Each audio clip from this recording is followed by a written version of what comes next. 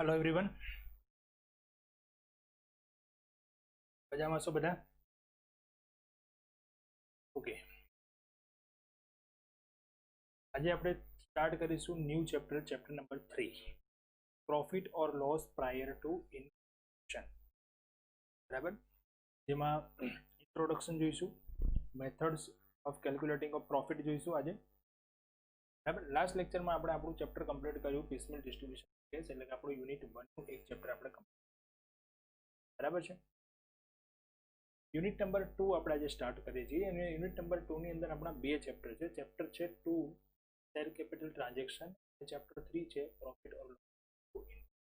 બે ચેપ્ટર આ યુનિટમાં. જેમ આપણે પેપર સ્ટાઇલમાં અને સિલેબસમાં જોયું તે પ્રમાણે જો કોઈ પણ યુનિટમાં બે ચેપ્ટર્સ હોય તો એ બંને ચેપ્ટરમાંથી આપણને શોર્ટ ક્વેશ્ચન 7 માર્કના પૂછે છે. 7 માર્કનો ક્વેશ્ચન આમાંથી હોય, 7 માર્કનો, અથવા એવું બને કે જે 14 માર્કનો ક્વેશ્ચન હોય એ 14 માર્કનો ક્વેશ્ચન બંને ચેપ્ટરનો આવી શકે. એ તમને સેકન્ડ ચેપ્ટર જે છે શેર કેપિટલમાંથી 14 માર્કનો ક્વેશ્ચન પૂછે અથવામાં આ ચેપ્ટરમાંથી 14. પણ આવું કોઈ પેપર સ્ટાઇલમાં આપણને કોઈ ક્લેરિફિકેશન નથી કે કોઈ ફિક્સ નથી કીધું કે આ પ્રમાણે આવી શકે. મે બી એ લોકો પૂછી શકે. આપણે તૈયારી તો બંને ચેપ્ટરની કરવી પડે. જો બંનેમાંથી 7 માર્કનો પૂછે અથવા તો 14 માર્કનો કોઈ એક જ ચેપ્ટરમાંથી પણ પૂછી શકે તો કોઈ એક ચેપ્ટર આપણે કરીને એક ચેપ્ટર જવા દઈએ એવું કરવાનું, બંને ચેપ્ટર કમ્પ્લીટ કરવાના. બરાબર છે. હવે વાત કરીએ સેકન્ડ ચેપ્ટરની શેર કેપિટલ ટ્રાન્ઝેક્શન. તો એ તમે 12થમાં પણ શીખ્યા છો. પ્રપોર્શનેટ આપણે જે પ્રમાણસર ફાળવણી વગેરેના ક્વેશ્ચન જોયા હતા, તો એ જ ટાઈપનું ક્વેશ્ચન છે, એ જ ટાઈપની એન્ટ્રીઝ છે અહીંયા એ ચેપ્ટરમાં, પણ થોડું એડવાન્સ લેવલ છે જે 12થમાં હતું એના કરતાં થોડુંક ડિફરન્ટ છે. બરાબર છે. એટલે એક બેઝિક જે છે એ તમને આવડે છે, એના ઉપર આપણે આગળ થોડુંક વધવાનું છે. પણ એ ચેપ્ટર આપણે આના પછી જોઈશું. આની અંદર આપણે અહીંયા સ્ટેટમેન્ટ એક તૈયાર કરવાનું છે આ ચેપ્ટરની અંદર. તો એ એક આપણું જે સ્ટેટમેન્ટ વાળું ચેપ્ટર હમણાં ફર્સ્ટ હતું પીસમેલ ડિસ્ટ્રીબ્યુશનનું, એ જ ટાઈપનું આ ચેપ્ટર. તો પહેલા એ કવર કરીએ. બરાબર છે. પછી આપણે શેર કેપિટલ ટ્રાન્ઝેક્શન જોઈશું અને આપણા બે યુનિટ કમ્પ્લીટ થાય. અહીંયા આ ચેપ્ટરની અંદર profit or loss prior two ઇનકોર્પોરેશન. Prior એટલે પહેલા, ઇનકોર્પોરેશન એટલે સ્થાપના, નોંધણી. એટલે આપણે એને ગુજરાતીમાં કહીએ આ ચેપ્ટરને સ્થાપના કે નોંધણી પહેલાનો નફો અથવા સ્થાપના શેની? તો કંપનીની સ્થાપના કર્યા પહેલાનો નફો અથવા નુકસાન એ આપણે કરવાની છે. કઈ રીતે આવી શકે? ક્વેશ્ચન થાય મનમાં કે તો કંપની બની જ નથી, સ્થાપના નથી, તો એ પહેલાનો નફો કે નુકસાન કઈ રીતે બને? બરાબર. તો કંપનીની આપણે શરૂઆત કરવી હોય, કંપનીની સ્થાપના કરવી હોય, કંપની જે છે એ બનાવવી હોય આપણે, તો એના માટે તો સૌથી પહેલા કોઈ બિઝનેસ આઈડિયા આપણે. કંપની બનતી નથી. કંપની બનાવીને શું કરશો? બિઝનેસ શું કરશો? મેન્યુફેક્ચરિંગ કરશો, એને હોલસેલમાં સેલ કરશો, કે પછી ખાલી ટ્રેડિંગ કરશો, કે સર્વિસ પ્રોવાઈડ કરશો? બિઝનેસના ઘણા બધા આઈડિયાઝ છે. કઈ સર્વિસ, તો કઈ સર્વિસ પ્રોવાઈડ કરશો? બરાબર છે. મેન્યુફેક્ચરિંગ તો શેનું મેન્યુફેક્ચરિંગ કરશો? આ આઈડિયા કોઈ વ્યક્તિના મગજમાં આવે પહેલા, તો કોઈ બિઝનેસ આઈડિયા ક્રિએટ, ત્યાર પછી એ કંપની બનાવવાનું સ્ટાર્ટ કરે. આપણે 11થથી ભણતા આવીએ છીએ કોમર્સ કે બિઝનેસની શરૂઆત કરવી હોય તો એનો એક પર્ટિક્યુલર ક્રમ હોય, એ ક્રમ પ્રમાણે અને એની જે જરૂરી જેટલી પણ જગ્યાએ નોંધણી કરવી પડતી હોય, રજીસ્ટર કરવું પડતું હોય, એ બધું જ કરવું પડે. તો ડાયરેક્ટ કંપની બનાવવી કે પછી પેલા નાના પાયા પર ધંધો શરૂ કરવો, પછી એને ભાગીદારી પેઢીમાં લઈ જવી, પછી કંપની બનાવવી, આ બધું જ જે વ્યક્તિના મગજમાં એક આઈડિયા ક્રિએટ થાય છે એના પર ડિપેન્ડ છે. સપોઝ માની લો કે આપણે XYZ કોઈ પર્સન છે, એની પાસે બિઝનેસનો એક્સપિરિયન્સ બહુ જ છે, અને ઘણા વર્ષો સુધી એક સેમ બિઝનેસમાં ક્યાંય જોબ કરી છે, અથવા તો એ બિઝનેસને એને લોટ્સ ઓફ યર્સનો એક્સપિરિયન્સ છે, અને એ ઈચ્છે છે કે હું મારું બિઝનેસ મોટા પાયા પર જ સ્ટાર્ટ કરું, મારે સીધી કંપની જ બનાવી છે, મારે નાનેથી પછી સ્ટાર્ટઅપ કરીને એવું નથી કરવું, મને એક્સપિરિયન્સ છે, મને ખુદ ખબર છે કે હું સક્સેસ જ થઈશ. તો પછી એ સીધી જ કંપની સ્ટાર્ટ કરે ડાયરેક્ટ.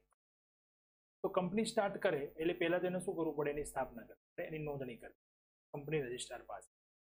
જો આ ટાઈપનું જે હું તમને કેસ કહું છું એટલે એ કેસની અંદર એવું છે કે વ્યક્તિને એક આઈડિયા છે બિઝનેસ માટેનો અને બિઝનેસ માટે ન્યૂ કંપની ક્રિએટ કરે છે, નવી કંપની બનાવે. તો આપણો જે અહીંયા ક્વેશ્ચન છે પ્રોફિટ પ્રાયર ટુ ઇનકોર્પોરેશન, એક ક્વેશ્ચન ત્યાં રહેતું.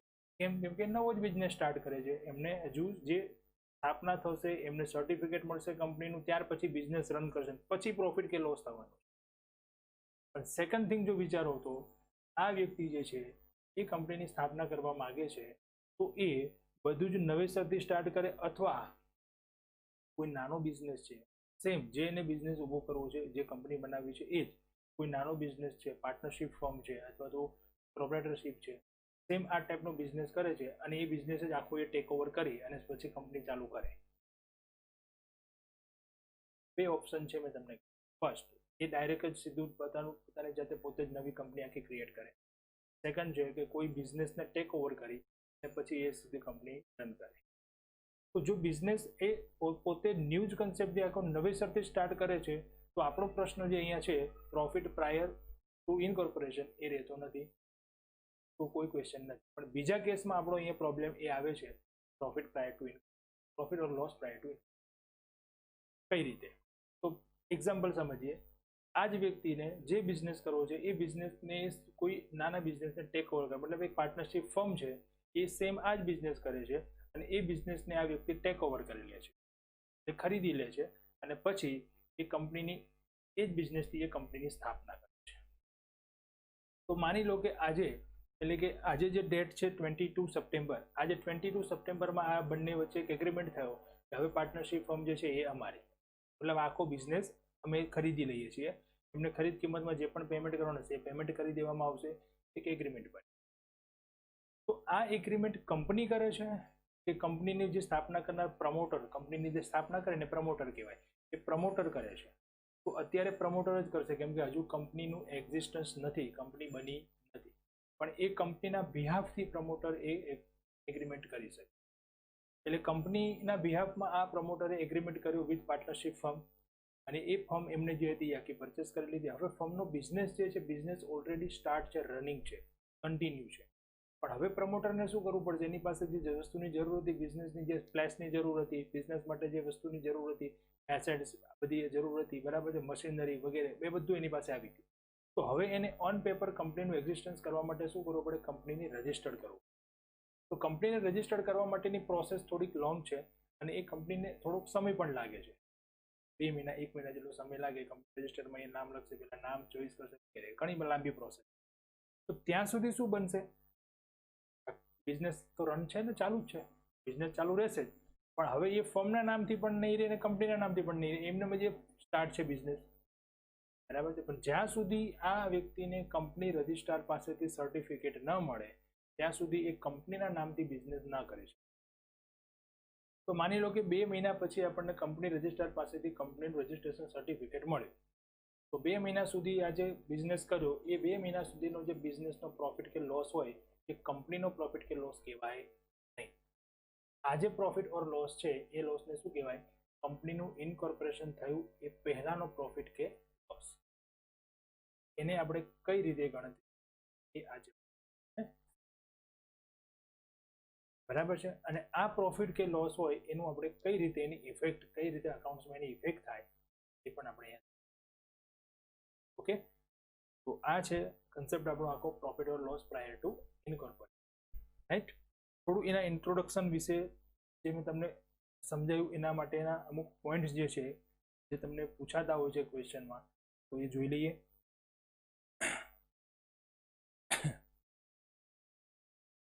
ઓલ કંપનીઝ એટલે બધી કંપનીઓ એટલે કંપની બે ટાઈપની હોય છે, પ્રાઇવેટ અને લિમિટેડ એટલે કે public. Permitted to commence immediately after obtaining certificate of income.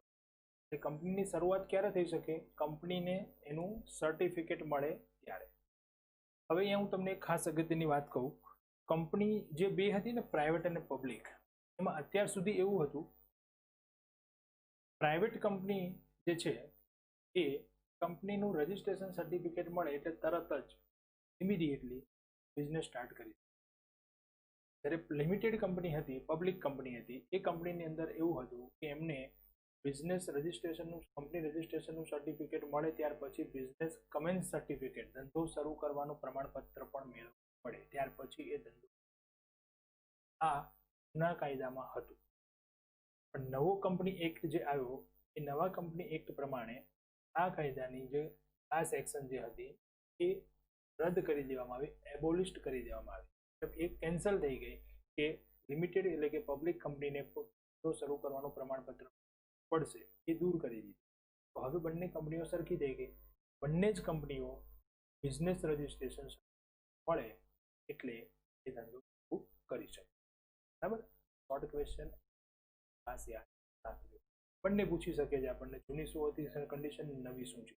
Most of તો નવી જ પૂછાય, પણ જૂનું છે એ ખાલી આપણે નોલેજ માટે યાદ રાખવાનું છે. રાઈટ. નેક્સ્ટ, અ કંપની ન્યૂલી સ્ટાર્ટેડ, જે કંપની નવી બને છે, either start a new business, નવો જ બિઝનેસ સ્ટાર્ટ કરે, take over a running business. બે ઓપ્શન છે, કોઈ જૂનો ધંધો ખરીદીને બનાવે અથવા એ નવો જ બિઝનેસ સ્ટાર્ટ કરે. ઓકે. ધ પ્રમોટર્સ, કંપનીના આદ્ય સ્થાપક જે આપણે કહીએ, જેના એને બિઝનેસ આઈડિયા આવ્યો છે એમને કંપનીની સ્થાપના કરવી એ લોકો. Enter into contract on behalf of proposed company to purchase a running business. મતલબ આપણે બીજા ઓપ્શનની જ વાત કરીએ છીએ, રનિંગ બિઝનેસ પરચેસ કરવા વાળી. પહેલો જે ઓપ્શન છે એમાં તો કોઈ ઇસ્યુ છે જ નહીં, એ તો કંપની બનાવશે, કંપની બન્યા પછી બિઝનેસ કરશે પછી પ્રોફિટ લોસ થશે, તો પ્રાયરનો તો કોઈ ઇસ્યુ છે જ નહીં, પ્રોબ્લેમ જ નથી. પણ પ્રોબ્લેમ ક્યારે આવશે, જો રનિંગ બિઝનેસ પરચેસ કરે તો. એટલે જો રનિંગ બિઝનેસ જ્યારે પરચેસ કરે છે તો કોન્ટ્રાક્ટ કોણ કરે છે, પ્રમોટર કરે છે. કોના બદલામાં, on behalf of proposed company. Proposed company એટલે હજુ જે કંપનીની સ્થાપના નથી થઈ એવી company. And then the promoters start process to incorporation of company. It takes some time. સમય લેશે. Thus the profit or loss earned for the period prior to incorporation cannot earn. અત્યાર સુધીનો જે પ્રોફિટ છે એ કંપની દ્વારા કમાયેલું ગણાશે નહીં. And it has no legal existence. Then such profit known as profit or loss prior to incorporation. આવા પ્રોફિટને profit or loss prior to incorporation કહી શકીએ. Profit prior to incorporation is a capital profit. ખાસ અગત્યની વસ્તુ, profit prior to incorporation is a capital profit. એ મૂડી નફો છે and should be transfer to capital reserve. Question પૂછાય છે તમને કે પ્રોફિટ પ્રાયર ટુ ઇન્કોર્પોરેશન એટલે શું, કયા ટાઈપનો પ્રોફિટ હોય છે અને એની આપણે અકાઉન્ટિંગ ઇફેક્ટ શું આપીએ છીએ. બરાબર, તો એની અકાઉન્ટિંગ ઇફેક્ટ શું છે, ટ્રાન્સફર ક્યાં કરીશું આપણે, capital reserve. Profit prior to incorporation should not distribute as a dividend. A dividend તરીકે વેચી. Loss prior to incorporation, જો loss હોય તો capital loss ગણાશે and should be transferred to, should be debited to goodwill account. P&L માં નહીં જાય, ધ્યાન રાખજો, goodwill account. આ કેપિટલ રિઝર્વ અને ગુડવિલ એ શું છે, તો એના માટે આપણું એક બીજું ચેપ્ટર છે બિઝનેસ પરચેસ, થર્ડ યુનિટનું. એ બિઝનેસ પરચેસ વખતે આનો કન્સેપ્ટ વધુ ક્લિયર થશે. અત્યારે જસ્ટ આપણે એટલું યાદ રાખવાનું છે કે પ્રોફિટ પ્રાયર ટુ ઇન્કોર્પોરેશન હોય તો એને આપણે કેપિટલ પ્રોફિટ ગણીશું, એ ટ્રાન્સફર ક્યાં કરીશું, કેપિટલ રિઝર્વ. લોસ હોય તો એ કેપિટલ લોસ ગણાશે અને એને આપણે ડેબિટ ક્યાં કરીશું. બરાબર છે. ચલો હવે મેથડ જોઈએ. Method of calculating. આ મેથડ એટલે કે આ પ્રોફિટ ગણવાની કઈ આપણી મેથડ છે. તો પ્રોફિટ કેલ્ક્યુલેશન કરવાની મેથડના બે જ સ્ટેપ છે. ફર્સ્ટ સ્ટેપ છે find out gross profit for the year. આખા વર્ષનો ગ્રોસ પ્રોફિટ ગણો, સાચો નફો. સ્ટેપ નંબર 2 છે એના પછી, પહેલા સ્ટેપ નંબર 1 છે એ જોઈ લઈએ. 1 માં એવું છે કે ગ્રોસ પ્રોફિટ ગણ્યા પછી આ ગ્રોસ પ્રોફિટને ડિવાઈડ કરી દો between 2 periods in sale ratio. વેચાણના પ્રમાણમાં આ નફાને આપણે બંને સમય વચ્ચે વેચી દઈશું. બરાબર. હવે step number 2, all expenses must be divided as, must be compulsory, બધા જ ખર્ચાને આ પ્રમાણે ડિવાઈડ કરવાના.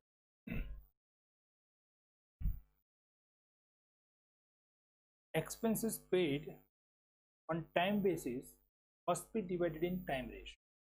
હવે જે ખર્ચાઓ છે ને, ખર્ચાઓના આધાર શું છે એના આધાર આપણે, આધાર મતલબ અમુક ખર્ચા એવા હોય કે જે સમય પર આધારિત હોય. For example rent. રેન્ટ કેવું હોય? મંથલી. તો દર મહિને આપણે એનું રેન્ટ એટલું. Salary monthly. Depreciation yearly. ઘસારો આપણે વાર્ષિક ગણીએ ને તો યરલી. આ બધાનો આધાર આપણે કઈ રીતે ગણતરી કઈ રીતે કરીએ છીએ? અમુક સમય પ્રમાણે. મહિનાનો ખર્ચ હોય, મંથલી એક્સપેન્સ હોય, યરલી એક્સપેન્સ. તો એને આપણે ટાઈમ રેશિયો એટલે સ્થાપનાની પહેલાનો સમય કેટલો હતો અને સ્થાપના પછી સમય કેટલો હતો, એક રેશિયો આપણે ફાઇન્ડ કરી લઈશું, પ્રમાણ શોધી લઈશું, એ પ્રમાણમાં વેચી દઈશું. બરાબર છે? તો expense paid on time basis must be divided in time ratio. કયા કયા એક્સપેન્સ એમાં આવી શકે? તો એક્સપેન્સ આવી શકે છે આ પ્રમાણના: salary, rent, depreciation etcetera. Expense incurred on sales basis must be divided in sale ratio. જે ખર્ચાનો આધાર વેચાણ છે એનો આપણે વેચાણના પ્રમાણ વેચી દઈશું. તો કયા કયા ખર્ચા આવી શકે? એડવર્ટાઇઝમેન્ટ, એના માટે કરીએ છીએ આપણે વેચાણ વધારવા માટે. પેકિંગ, વેચાણ માટે. બેડ ડેપ્સ, ગાલખાત, વેચાણ પર આધારિત છે. ઉધાર વેચાણ કરશું તો ગાલખાત થવાની સંભાવના છે. બરાબર? તો એના એક્સપેન્સમાં આપણે કહી શકીએ advertisement, salesmen's commission, discount allowed etcetera. Expense relating to period after incorporation must be deducted from gross profit after. Incorporation પછીના ખર્ચા છે ઓબ્વિયસલી, તો પછીના ખર્ચમાં જ આપણે ગણીશું. જે આખા વર્ષનો ખર્ચ છે એ આખા વર્ષના ખર્ચનો આધાર આપણે જોઈશું કે જો એ સમય પર આધારિત છે તો સમયના પ્રમાણમાં, વેચાણ પર આધારિત છે તો વેચાણના. જે ખર્ચ આફ્ટરનો છે એને આફ્ટરમાં ગણીશું, જે ખર્ચ પ્રાયરનો છે એને આપણે પ્રાયરમાં ગણીશું. તો કયા ખર્ચા એવા છે કે જે આપણે આફ્ટરમાં હોઈ શકે? Director fees. ડિરેક્ટર ક્યારે બને? કંપની બન્યા પછી. પ્રિલિમિનરી એક્સપેન્સ એટલે કે પ્રાથમિક ખર્ચા, કંપની શરૂઆતના જે ખર્ચાઓ છે એ. ડિબેન્ચર ડિસ્કાઉન્ટ, ડિબેન્ચર માટેનો, શેર માટેનો, ડિરેક્ટર માટેનો કોઈ પણ ખર્ચ આવે બધું પોસ્ટ જ હોય. પોસ્ટ મતલબ આફ્ટર ઇન્કોર્પોરેશન જ હોય, કેમ કે કંપની બન્યા પછી જ આ બધા ખર્ચાઓ થવાના છે. બરાબર? Expense relating to period prior to incorporation must be deducted gross profit of period from prior to. Same એ રીતે પહેલાના ખર્ચા હશે એ બધા પહેલા ગણાશે. જેમ કે ફર્મ પેઢી છે આપણી ભાગીદારી પેઢી, એનો મેનેજર છે, એને સેલરી આપીએ છીએ. કંપની બન્યા પછી એ મેનેજર જે હશે એની પોસ્ટ કંપનીમાં જતી રહેશે. ત્યાં સુધી તો એ પેઢીનો મેનેજર જ છે, તો એ પ્રાયરનો ખર્ચ ગણાશે. ફર્મ્સ મેનેજર સેલરી હોય, પાર્ટનર્સનું સેલરી, ભાગીદારને કોઈને પગાર આપતા હોઈએ તો એ છે. બરાબર? આ સિવાય અમુક પોઈન્ટ્સ ખાસ યાદ રાખવાના છે. First, bad debts. અમુક ખર્ચાઓ એવા છે કે જેમાં થોડી અલગ અસર થતી હોય. બેડ ડેપ્સ એને વેચીશું આપણે ક્રેડિટ સેલ, ઉધાર વેચાણનું પ્રમાણ, કારણ કે એ વેચાણ પર આધારિત છે પણ ઉધાર વેચાણ પર આધારિત ના હોય. Credit cell. બેડ ડેપ્સ રિઝર્વ, ગાલખાત અનામત હંમેશા પોસ્ટ પીરિયડ એટલે કે આફ્ટર ઇન્કોર્પોરેશન જ લેવાની, કારણ કે પેઢી હોય ભાગીદારી પેઢી માટે કમ્પલસરી નથી ગાલખાત અનામત રાખવી, પણ માટે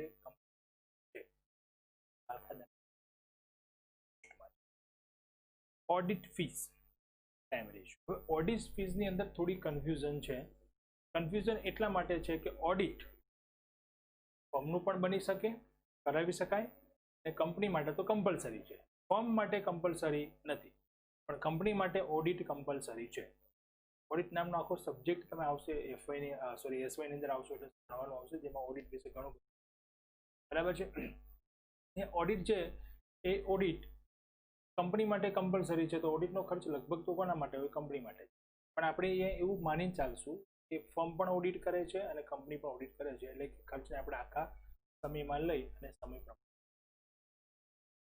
તો બની શકે એવું ઘણીવાર કે કોઈ ક્વેશ્ચનમાં પણ આન્સરમાં થોડુંક ડિફરન્સ આવી શકે, કે ઘણા બધા ઓથર્સ એવા છે, લેખકો એવા છે કે ઓડિટ ફીસમાં જ ગણે છે. ઘણા એવા છે કે જે લોકો ટાઈમ કેલ્ક્યુલેશનમાં થોડી ઘણી ચેન્જ આવી શકે. આપણા માટે આ એડવાઇઝેબલ છે કે આપણે એને ટાઈમ રેશિયોમાં ગણીશું. ઓકે?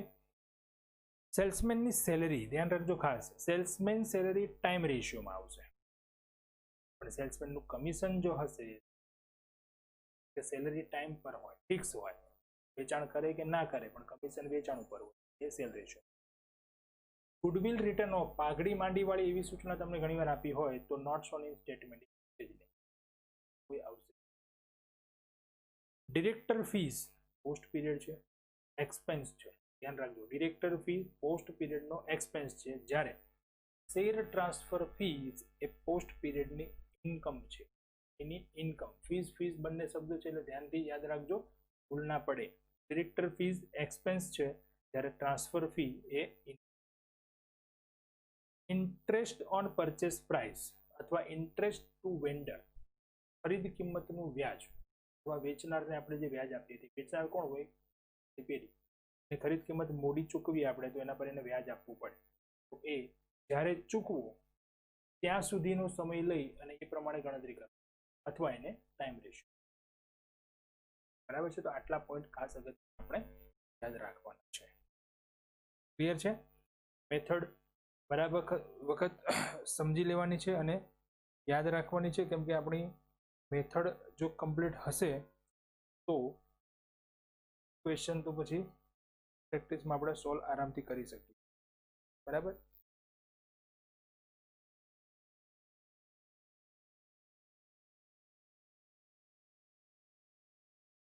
ચાલો ક્વેશ્ચન જોઈએ આપણે મેથડ પ્રમાણે. એક ક્વેશ્ચન નંબર છે 10.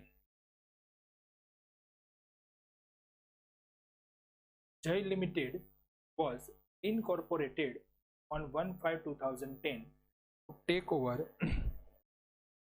the business of Sri Vimal Brothers from 1/1/2010. એટલે કે જય લિમિટેડની આપણને સૂચના આપી છે, જેની સ્થાપના કરવામાં આવે છે 1/5/2010.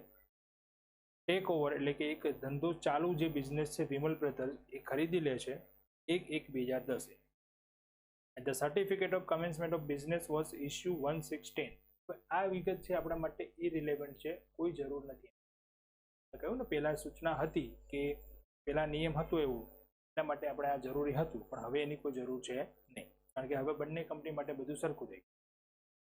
The first account of the company were prepared on 31st October 2010. Taking the following information into account and prepare a statement showing profit loss prior to and after. આપણને બીજી અલગથી સૂચનાઓ આપી છે અને સૂચનાઓના આધારે આપણને કહ્યું છે કે તમારા સ્ટેટમેન્ટ. બરાબર છે? જો અહીંયા જે ડેટ્સ આપી છે ને એ ડેટ્સ ખાસ અગત્યની એટલા માટે કે જો અહીંયા જય લિમિટેડ કહ્યું છે, જય લિમિટેડ ઇનકોર્પોરેટેડ એની સ્થાપના કરી. સ્થાપના ક્યારે કરી? 1/5/2010. આ સ્થાપનાની તારીખ થઈ. બિઝનેસ ક્યારે પરચેસ કર્યો? 1/1/2010. વાર્ષિક હિસાબો એને ક્યારે તૈયાર કર્યા છે? 31/10/2010.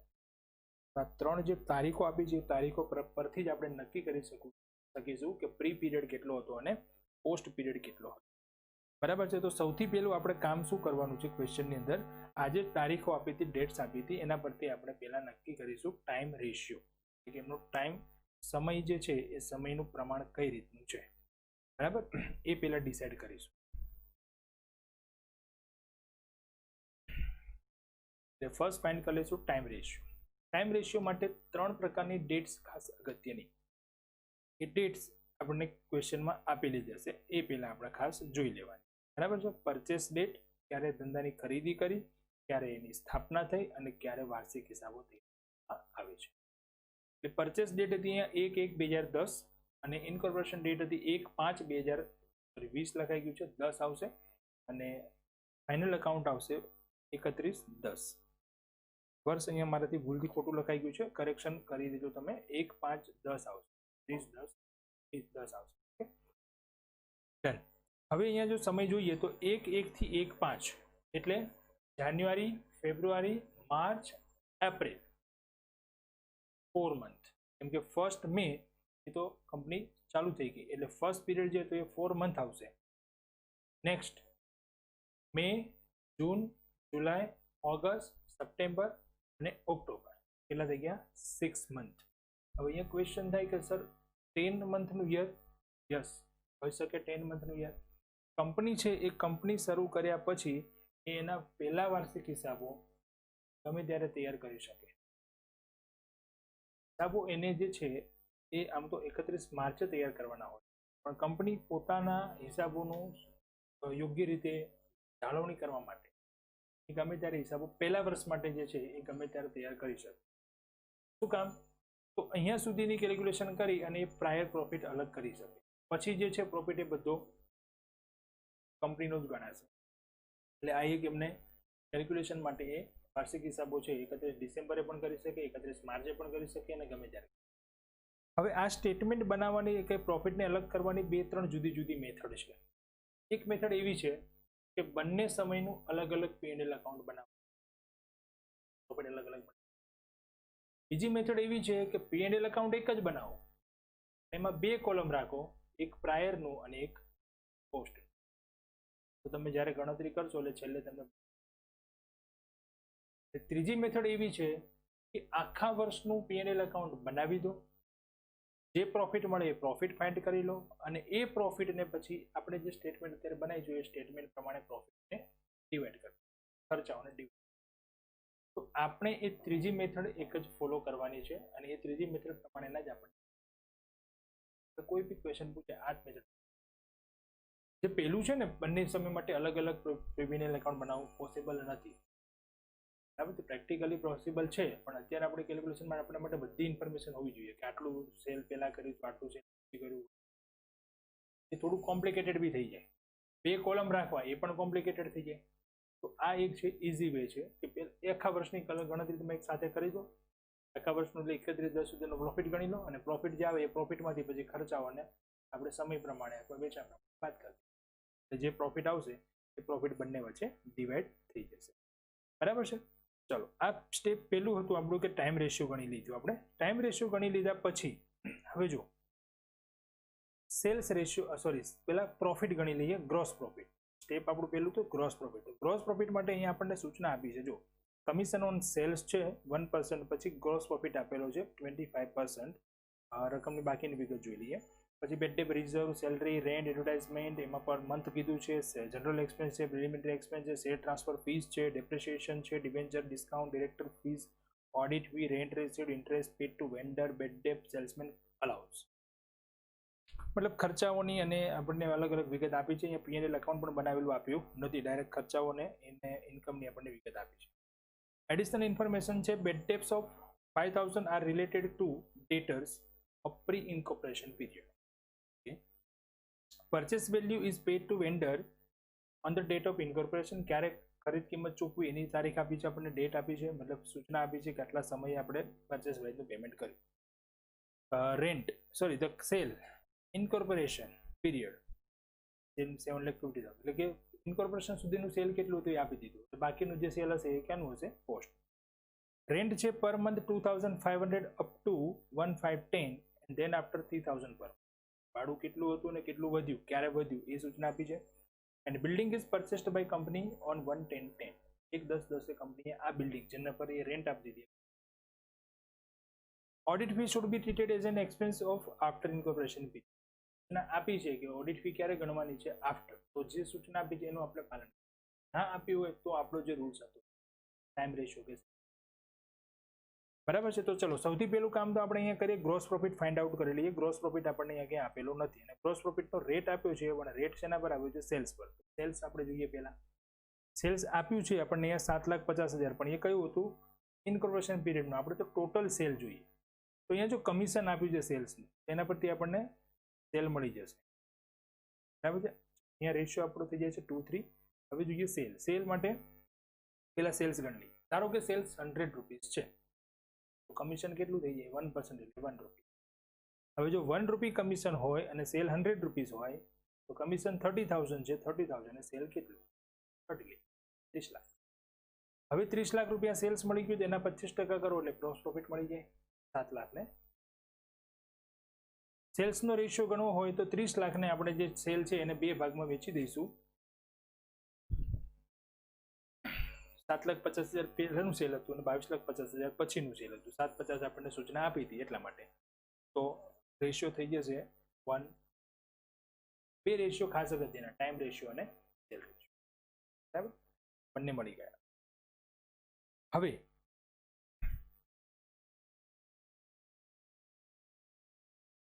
બીજી જે ઇન્ફોર્મેશન આપી હતી એના માટે રેન્ટ. કેલ્ક્યુલેશન આટલી આપણે જે ઇન્ફોર્મેશન હતી એના માટે કરવાની. રેન્ટ જે હતું એ રેન્ટ માટે સૂચના હતી કે 2500 રૂપિયા છે 1/5 સુધી.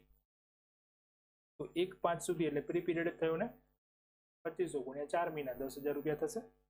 અને પોસ્ટમાં 3,000 રૂપિયા, પછી 3,000 રૂપિયા થઈ જાય છે અને 5 મહિનાનો સમય ગણાશે. કેમ 5 મહિના? તો અહીંયા રેન્ટ માટે આપણને સૂચના આપી હતી કે 1/5 પછી રેન્ટ 3000 થાય છે અને બિલ્ડિંગ છે 1/10 પરચેસ કરી લીધું. તો 5, 6, 7, 8, 9 મંથ 9મા મહિના સુધી રેન્ટ આપીશું ને 1/10 તો બિલ્ડિંગ પરચેસ કરી આપવામાં એટલે 5મા મહિનાથી આપણે 9મા મહિના સુધીના 5 મંથ થશે. અહીંયા 5 મંથ એટલે 15,000 રેન્ટ. બેડ ડેપ્સ માટે ઇન્ફોર્મેશન હતી કે ટોટલ બેડ ડેપ્સ જે છે એ કેટલી છે? 20,000 ટોટલ બેડ ડેપ્સ છે 20,000, પણ એમાંથી 5,000 જે છે એ પ્રી પીરિયડની હતી. તો બાકીની કેટલી ગણાય? 15,000 જે છે બાકીની બેડ ડેપ્સ ગણાય. બાકીના માટે સૂચના નથી આપી. તો અહીંયા પાછા બે પ્રોબ્લેમ છે. તો આપણે એવું પણ માની શકીએ કે 5,000 જો પ્રી પીરિયડની છે તો એવું માની શકીએ કે 15,000 જે પોસ્ટ પીરિયડની હશે, કેમ કે પ્રીની અલગથી આપી દીધી છે તો બાકી જે વધી એ પોસ્ટની જ હોય. જો એક એ પણ વિચારી શકીએ કે 5,000 એ ટોટલ પ્રી પીરિયડની છે, 15,000 છે એ ઓલ ઓવર પીરિયડ, તો પછી એ 15,000 ને આપણે વેચવી પણ પડે. બરાબર છે? સેલ રેશિયોમાં ડિવાઈડ કરવી પડે 1/3માં. તો આ પ્રમાણે તો ટોટલ અહીંયા જે બેડ ડેપ્સ છે એ 5,000 પ્રી અને 3,750 પ્રી, એટલે બંનેનું ટોટલ કરી દઈએ એ પ્રી પીરિયડની થઈ. આ જે છે પોસ્ટ. કદાચ તમે અહીંયા 5,000 પ્રી અને 15,000 પોસ્ટમાં લખો તો એ પણ રાઈટ છે, કોઈ ખોટી વસ્તુ નથી. બરાબર? કેમ કે ઇન્ફોર્મેશન અહીંયા આપણને એ રીતે આપી છે તો આપણે એ પ્રમાણે રાઈટ. ચલો, તો આ કેલ્ક્યુલેશન થઈ ગઈ, જે અત્યારે ઇન્ફોર્મેશન આપી હતી એની. અને હવે આપણે સ્ટેટમેન્ટ બનાવીશું. સ્ટેટમેન્ટ બનાવતા પહેલા હું તમને ખાસ અહીંયા ઇન્ફોર્મેશન આપું કે આપણે જો આન્સર છે, આન્સરની અંદર 1,500નો ડિફરન્સ આવશે. એટલે બુકમાં જે તમને આન્સર આપેલો છે એ બંનેમાં પ્રી પીરિયડમાં 1,500 પ્રોફિટ અને પોસ્ટમાં 1,500 પ્રોફિટ, બંનેમાં એટલો ડિફરન્સ આવે છે. હવે ડિફરન્સમાં તેના કારણે તો આન્સરની પ્રિન્ટ મિસ્ટેક હોઈ શકે અથવા તો કંઈક રકમમાં કંઈક વસ્તુ આપેલી નહીં હોય, એટલે પણ એ ધ્યાનમાં રાખવાનું છે. બરાબર? કન્ફ્યુઝન ના રહે એવી કે ભાઈ બુકમાં છે આન્સર કેમ નથી આવતો. રાઈટ? સ્ટેટમેન્ટ તૈયાર કરીશું આપણે. Statement showing apportionment of profit between pre and post incorporation period. આપણું હેડિંગ છે અહીંયા, statement showing apportionment of profit between pre and post incorporation period. Statement આ રીતનું બનશે.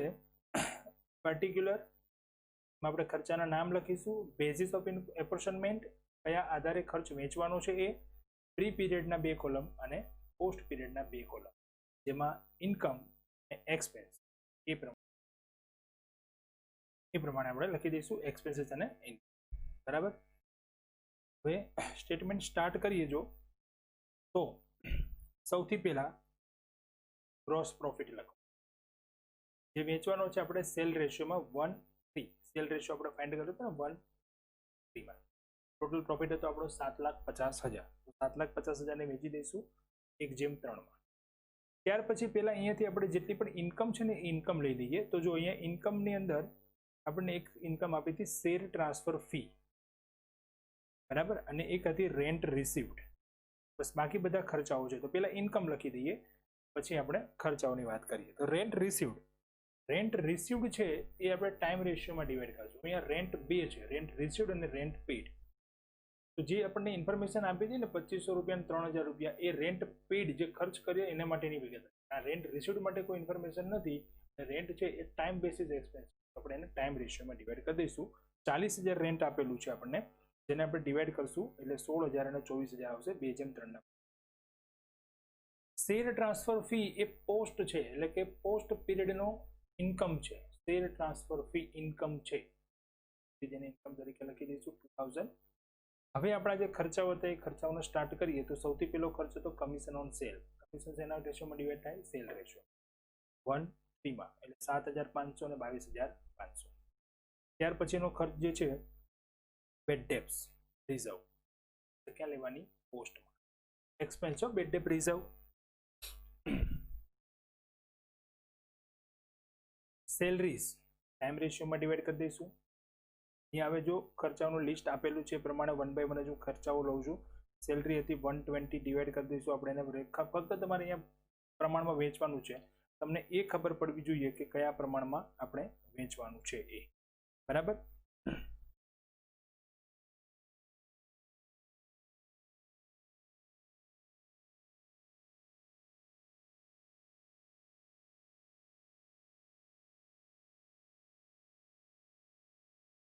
ચલો નેક્સ્ટ જોઈએ તો હવે કયો ખર્ચ આવે છે. Rent as given. શું લખ્યું અહીંયા મેં? As given.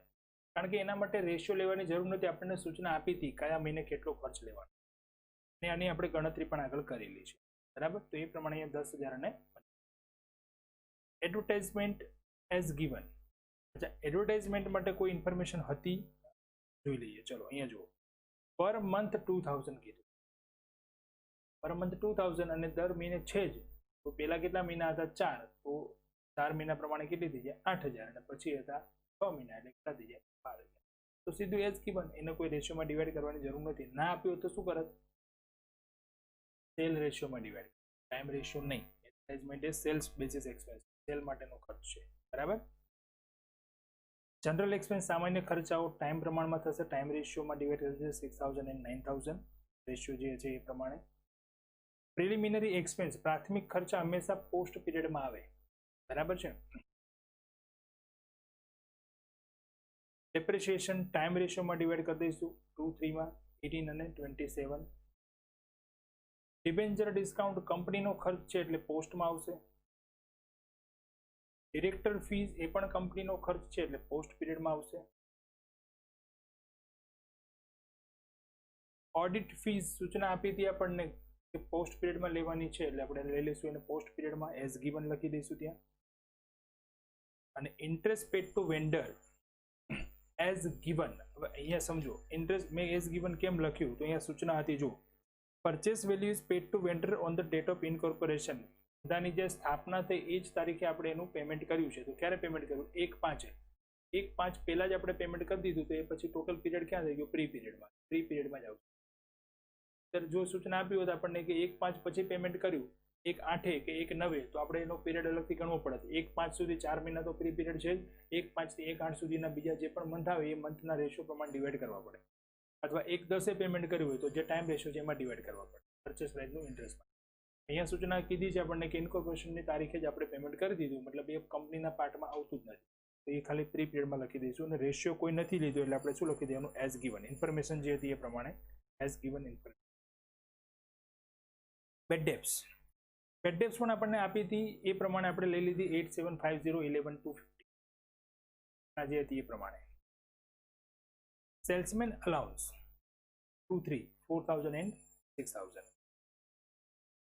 બરાબર છે. બધા એક્સપેન્સ આવી ગયા. ટોટલ કરી દઈશું 2,03,500 and 2,03,500. અહીંયા ટોટલ જે છે ને એ ટોટલ કઈ રીતે કરશો તો જો તમારે અહીંયા ઇન્કમ સાઇડ જોવાની છે.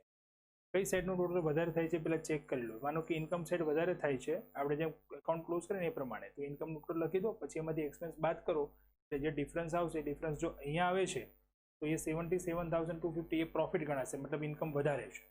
અને અહીંયા જે આવે છે અહીંયા પ્રોફિટ આપણો એ પણ અહીંયા પ્રોફિટ જ ગણાશે કેમ કે ઇન્કમ વધારે છે અને ઓછા છે એટલે પ્રોફિટ.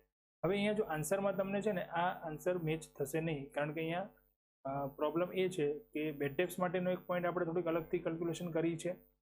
કદાચ મે બી અલગ અલગ લેખકોના અલગ અલગ વ્યૂ પ્રમાણે ચેન્જીસ હોઈ શકે. બરાબર છે. કેમ કે ઇન્ફોર્મેશન એ ટાઈપની છે એના માટે તો થોડુંક ડિફરન્સ છે આન્સરમાં. એ મેટર નથી કરતો અહીંયા, પણ આપણે જે કેલ્ક્યુલેશન કરી એ કેલ્ક્યુલેશન ધ્યાન રાખવાની છે એ પ્રમાણે. બરાબર છે. તમે અહીંયા બેડ ડેપ્સમાં 5,000 લખો અને અહીંયા જે 10,000 હતા એ લખો તો પણ આન્સરમાં થોડોક ફરક આવશે, પણ કોઈ ચેન્જીસ બીજું કંઈ નથી. એ પણ ચાલે, એ પણ યોગ્ય જ છે. બરાબર. થોડીક ઇન્ફોર્મેશનમાં આ ચેપ્ટરમાં આપણી હશે તો થોડું ઘણું ક્યારેક આન્સરમાં ડિફરન્સ રહેશે, બટ નો ઇશ્યુ. આપણે ખાસ ધ્યાન રાખવાનું છે કયા ખર્ચને કઈ રીતે ડિવાઈડ કરવાનો અને એક જ મેથડ આપણે ફોલો કરવાની છે. કેમ કે જો અલગ અલગ ક્વેશ્ચનમાં અલગ અલગ લેખકના વ્યૂ પ્રમાણે જઈશું તો ઘણા બધા ચેન્જીસ થઈ જશે અને ઘણી બધી મેથડ આપણને હશે એવું લાગશે. એટલે કન્ફ્યુઝન ના રહે એ ધ્યાન રાખવાની છે ખાસ. ઓકે, તો આ ક્વેશ્ચન કમ્પ્લીટ થયો. તમારે મેથડ ક્લિયર કરવાની છે તૈયાર કરીને અને આ ક્વેશ્ચન જાતે સોલ્વ કરવાનો છે એક વખત. એ મેથડ ક્લિયર થઈ જાય નેક્સ્ટ લેક્ચરમાં આપણે આગળ ક્વેશ્ચન. Okay, thank you. જય પ્રભુ ટુ ઓલ ઓફ યુ.